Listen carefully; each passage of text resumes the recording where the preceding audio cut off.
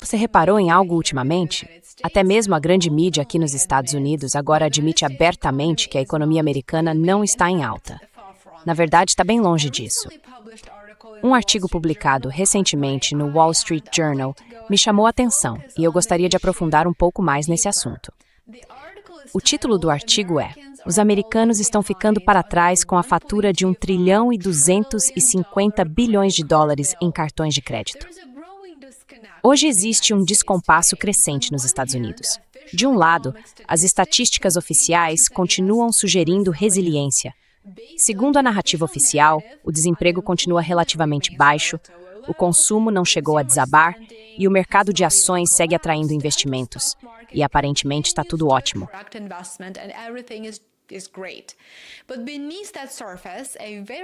Mas por baixo dessa superfície, uma história bem diferente está surgindo. E não é uma história contada pelo PIB ou pelos índices da bolsa, e sim pelos cartões de crédito, pelas contas atrasadas e pelas famílias que estão tendo cada vez mais dificuldade para fechar o mês. E isso não é exagero. Os dados mais recentes do Banco da Reserva Federal de Nova York mostram um cenário preocupante. Os americanos agora acumulam um recorde de 1,25 trilhão de dólares em dívidas de cartão de crédito. É o nível mais alto já registrado. E, ao mesmo tempo, e essa é a parte mais preocupante, a inadimplência nos cartões de crédito chegou ao maior patamar em 15 anos. 13% de todas as contas de cartão de crédito estão com pelo menos 90 dias de atraso.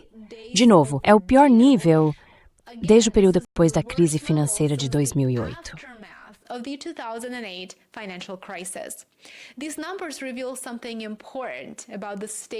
Esses números mostram algo importante sobre a situação da economia americana. Os consumidores não estão gastando porque estão confiantes no futuro. Cada vez mais parece que estão gastando porque não têm outra opção. E não estão usando as economias. Estão colocando tudo no cartão de crédito. Para milhões de famílias, o cartão de crédito deixou de ser uma conveniência e virou uma ferramenta de sobrevivência. E o motivo é bem claro. O custo de vida subiu muito nos últimos anos. O preço dos alimentos continua alto e as despesas como moradia continuam apertando o orçamento das famílias.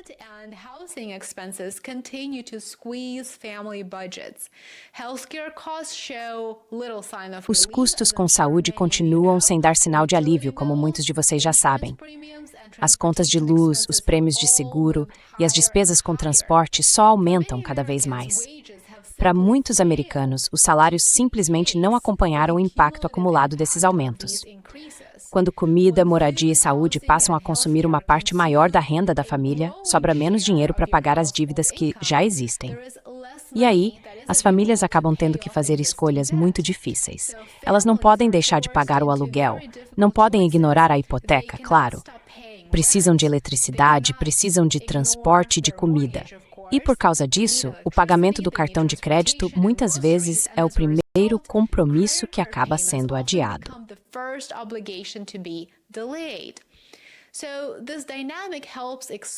Essa dinâmica ajuda a explicar por que as taxas de inadimplência estão subindo em praticamente todas as faixas de renda. O problema já não está mais restrito às famílias de baixa renda. Os dados mostram que moradores de comunidades de baixa, média e alta renda têm enfrentado um aumento nas taxas de atraso no pagamento de cartões de crédito nos últimos anos. E o mais revelador é o tamanho das dívidas que os americanos estão carregando nesses cartões. Hoje, o titular médio de um cartão de crédito deve algo em torno de 6.500 a 6.700 dólares. Enquanto isso, a proporção de americanos com saldos acima de 10 mil dólares cresceu bastante em todas as faixas de renda. Meanwhile, the share of Americans carrying balances above $10,000 has risen substantially across all income brackets.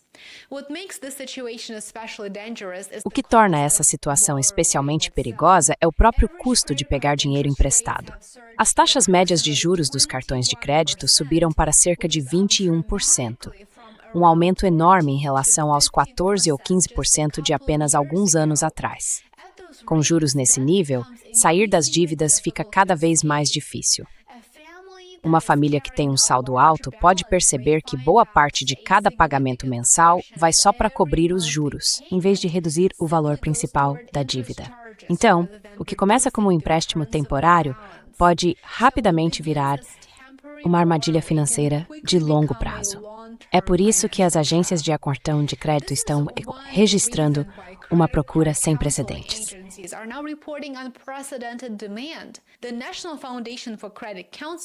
A Fundação Nacional de Aconselhamento de Crédito informou que atendeu 24% mais clientes em janeiro deste ano do que no mesmo período do ano passado. Em comparação com 2018, o número médio mensal de clientes aumentou cerca de 60%. Cada vez mais americanos estão buscando ajuda porque estão percebendo que o peso das dívidas ficou impossível de administrar. Eles não conseguem quitar o que devem e também não conseguem manter o mesmo nível de gastos todo mês. Mas, claro, os cartões de crédito mostram só parte dessa história.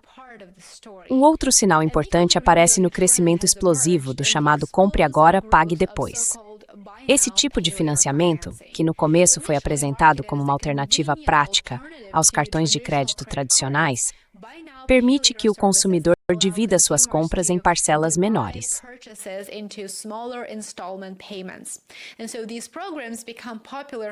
Esses programas acabaram ficando populares para compras por escolha, como roupas, viagens e eletrônicos.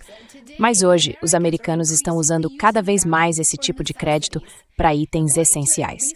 Segundo uma pesquisa recente da Lending Tree, quase um terço dos usuários de Compre Agora, Pague Depois já usou esses empréstimos para comprar comida. Entre os consumidores da geração Z, esse número sobe para quase 4 em cada 10. Só esse dado já deveria causar preocupação. Quando as famílias começam a financiar a compra de alimentos, uma das despesas mais básicas e recorrentes, isso mostra que a renda disponível está ficando cada vez mais apertada. E a pesquisa revelou resultados ainda mais preocupantes.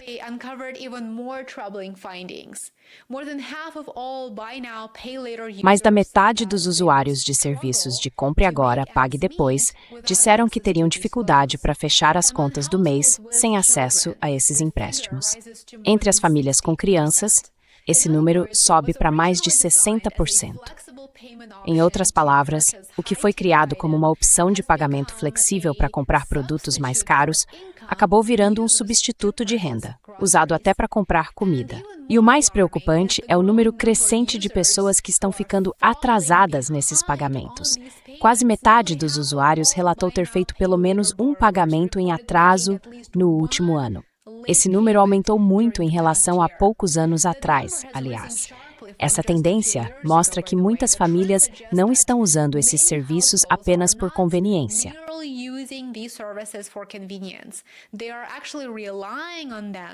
Na verdade, eles estão dependendo disso porque não tem fluxo de caixa suficiente para cobrir as despesas do dia a dia.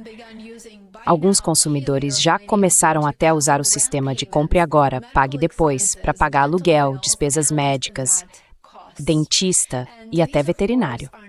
E claro, essas não são compras de luxo, são obrigações básicas.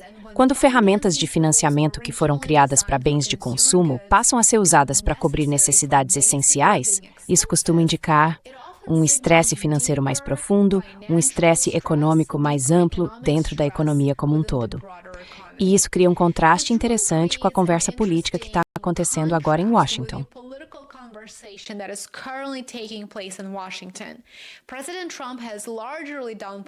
O presidente Trump tem minimizado, em grande parte, as preocupações com o estresse financeiro das famílias e o aumento da inflação. Quando perguntado se as pressões econômicas sobre as famílias americanas influenciaram os esforços para encerrar a guerra no Irã, ele respondeu que essas preocupações tiveram, abre aspas, nem um pouquinho de influência, fecha aspas. A dívida é um indicador tardio de estresse econômico. As famílias normalmente esgotam suas economias antes de acumular grandes saldos nos cartões de crédito. Ou seja, elas começam a pegar empréstimos antes de dar calote, e só deixam de pagar depois que a pressão financeira se prolonga por bastante tempo. O consumidor americano tem sido há muito tempo o motor da economia dos Estados Unidos. Os gastos dos consumidores representam cerca de 2/3 de toda a atividade econômica. accounts for roughly 2/3 of economic activity. But if a growing share of that spending Mas se uma parte cada vez maior desses gastos está sendo financiada por dívida e não por renda, a base fica cada vez mais frágil. A pergunta agora é: por quanto tempo os consumidores americanos ainda conseguem continuar pegando empréstimos antes que a pressão fique impossível de ignorar e essa base acabe cedendo? Muito obrigado por assistir. Eu adoraria saber a sua opinião nos comentários aqui embaixo, o que você pensa sobre esse assunto. Conta pra gente o que você tem observado aí na sua cidade e no seu estado. A gente quer muito ouvir você. Obrigado mesmo por acompanhar e por estar aqui. Lembre-se de se inscrever no Substack e no Patreon para ter acesso a mais conteúdo. Espero te ver por lá. Aproveite o resto do seu dia e a gente se vê aqui amanhã. Um abraço. and I'll see you here tomorrow. Take care.